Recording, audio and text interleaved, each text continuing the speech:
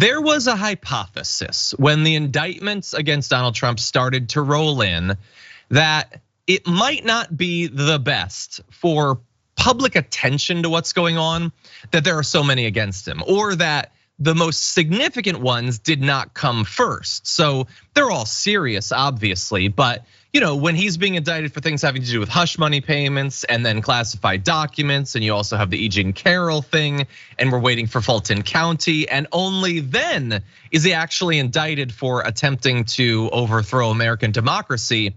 What if that resulted in less people paying attention?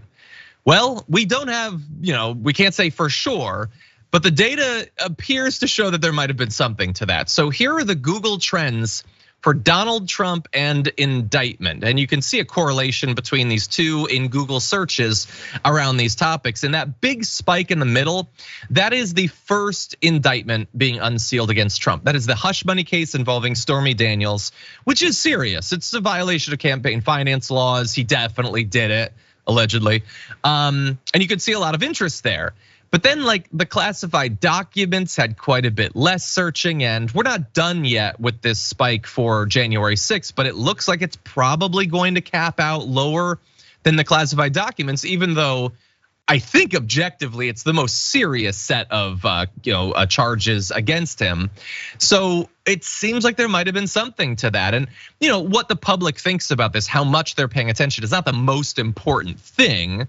But A.B., what do you think about this? Was this a series of missteps to have it rolled out in the way that it was? Or does it not matter?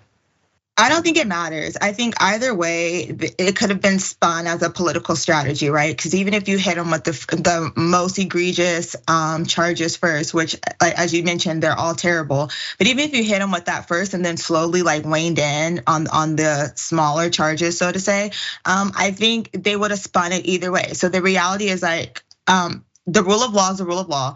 Procedure is procedure, and procedure has been followed for each of these counties by each of these prosecutors, and it just is what it is. I think that the layperson doesn't necessarily understand criminal law outside of Law and Order or Judge Judy, right? So regardless, keeping the attention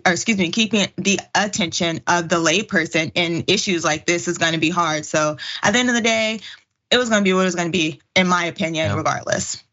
I have to say, to speak up in defense of the American people, I think that your charge that they only understand it from Law and Order and Judge Judy is not fair. Suits and The Lincoln Lawyer are two of the most popular shows on Netflix. So they have a broader base of knowledge than you might know. No, you're right, you're right. Those are the two that came to my mind first. I apologize, I stand corrected. Okay, just to be fair. I am a Suits fan.